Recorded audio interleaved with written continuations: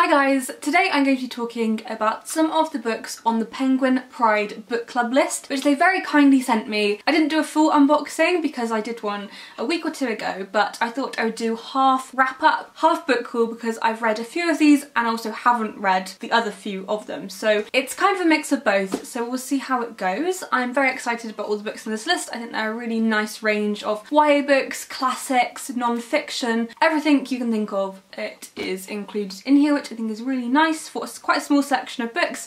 There's a lot of variety. So let's get into it. I will show you all the books on the list. So the first book on the list is one that I really love, and it is The 100 Nights of Hero by Isabel Greenberg. I can't remember when I read this now. Maybe it was the start of this year or maybe the end of last year, but I really love this book. It is a graphic novel. Isabel Greenberg is one of my favourite graphic novelists. So this is about two women called Cherry and Hero, and Cherry is married to a man called Jerome. He basically just leaves her alone, so she gets a relationship going with Hero, and I love them. They're so cute. It's really nice to see their relationship in picture form as well, with the speech between them. And what happens is that Jerome goes away. He says, I'm going away for 100 nights, and he has a bet with these other men to see if they can woo her. So the book is kind of in the style of Arabian Nights, in that Hero is the one that tells stories to distract the men from wooing Cherry, or distracting them from what they think they're doing. They're not really wooing her.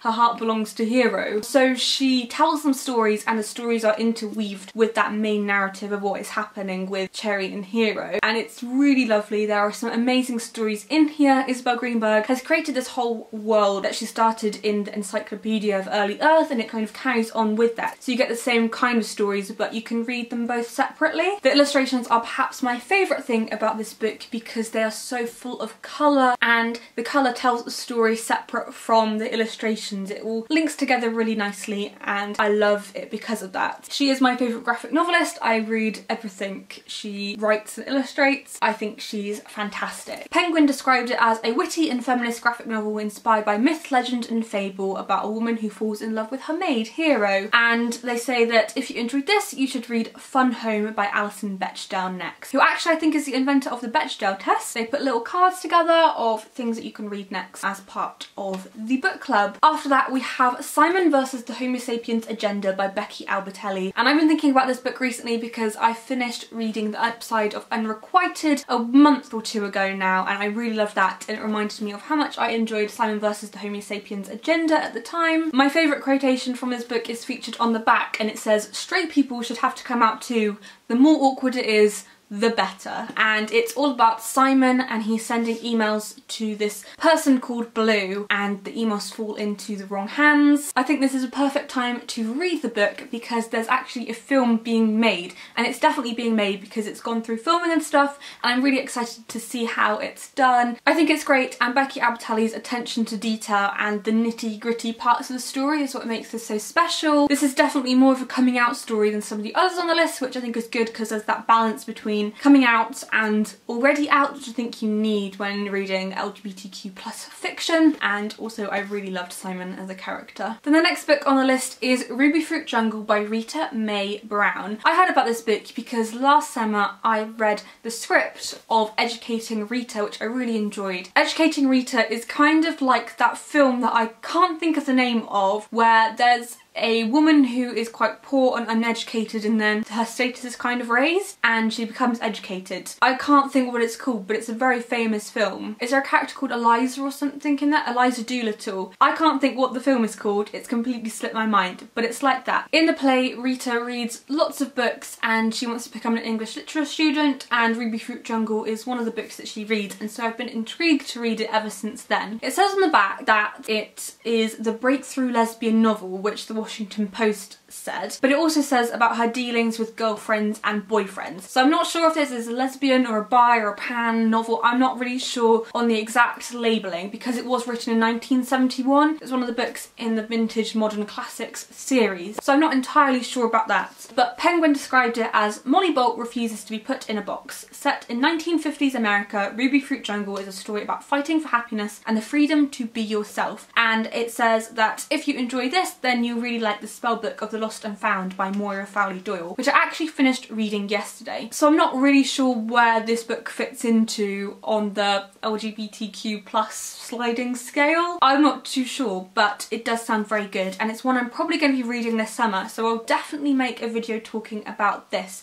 It sounds like a really great fiery novel, and I'm looking forward to meeting the main character Molly, who sounds brilliant. I can't wait to read this. Then the next book on the list is a non-fiction book, and it is Believe by Nicola Adams, who is a very impressive lady. I read out from the back all her achievements. She's the first ever female Olympic gold medal winner for boxing, the first female boxer ever to hold Commonwealth, European, World and Olympic titles, the first openly LGBT person to win an Olympic boxing gold, and it also just says she's the greatest. And I think it's going to be a really inspirational, uplifting book. I've known about her since she was in the Olympics, and I'm really interested to know more about her personal life. I think that'd be a really nice thing, because when you see someone competing, you just see them. You can see interviews and stuff, but I think this would be a really nice, intimate way of getting to know someone. And I also like that feeling of sport and women in sport. I think that's a great thing as well to put an emphasis on. Penguin describe it as a memoir full of perseverance and determination from the world's first ever female Olympic boxing champion,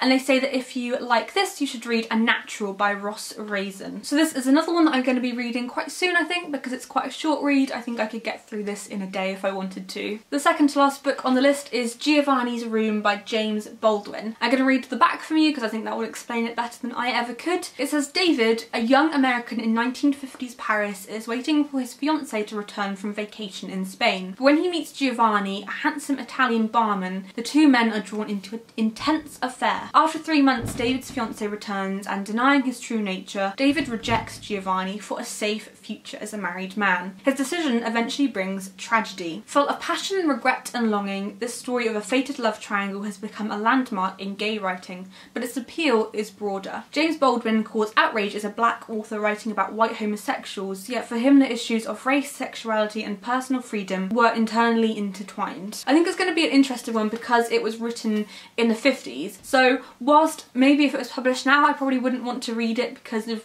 the tragedy aspect. I don't think that's the most uplifting thing. I think it's really important to read kind of the canon of LGBTQ plus writing. I think that's quite an important thing to see how far we've come, because we've come quite a long way, or we've still got a long way to go, but we've come quite a long way in quite a short number of years. So I think it's going to be interesting to read in terms of the canon. I might give it a read soon. It can count towards my classics challenge this year. Maybe not one of the ones I'm most excited to read on this list, but still I think a very important book. And then the final book on the Penguin Pride book club list is Good As You by Paul Flynn. From Prejudice to Pride, 30 Years of Gay Britain, which does talk about 30 years of gay Britain, which I think will be another very interesting book to read. It talks about everything from the HIV crisis to pop culture to marriage equality, so I think it's another important book that will put a lot of the other books in context. I think this is definitely a book I can talk about a lot better once I have read it, because I think with non-fiction you kind of need to digest all the information and things like that. The book was published this year too, so it's all up-to-date information, so I'm looking forward to reading it lots. And Penguin say that if you enjoyed this, you'll enjoy Straight Jacket by Matthew Todd. So those were all the books on the Penguin Pride book club list. It runs from now through July and August, so you can go to the Penguin platform channel and see everything that's going on over there. Thank you so much to Penguin for sending me the books. This wasn't sponsored. I just really wanted the opportunity to talk to you about these books and to read them for myself, because